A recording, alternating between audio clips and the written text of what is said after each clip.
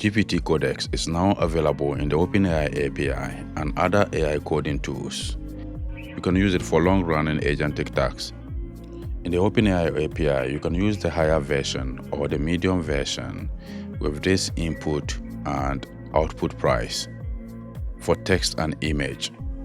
When you scroll down further on the OpenAI platform, you'll find more information and the pricing details about GPT-5.2 Codex.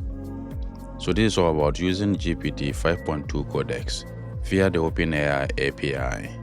In the next, I want to show you how to use the model in AI coding tools like Cursor, GitHub Copilot in VS Code, and the agentic terminal coding tool called WAP.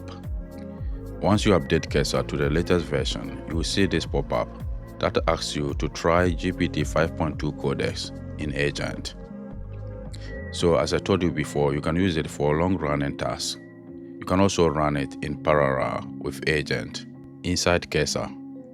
So you can go ahead and click Try in Agent or select it with the model picker and start working with it. Let's move on to WAP. Over here, you can select the model as extra high, medium, and low, and start prompting the model for agentic coding and long-running tasks. So instead of using the model in an IDE like Cursor, if you like using the terminal, WAP is a great choice for coding with GPT-5.2 Codex.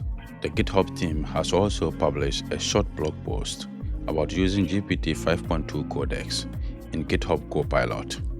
To use GPT-5.2 Codex in GitHub Copilot, you can select the model in multiple ways.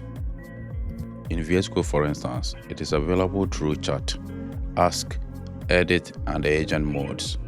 You can use it via Copilot chat in github.com or through the GitHub mobile app for iOS and Android.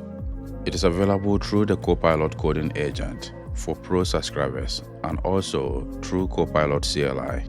So in the chat mode of GitHub Copilot in VS Code, you can pick the model from the model picker and start working with it straight away.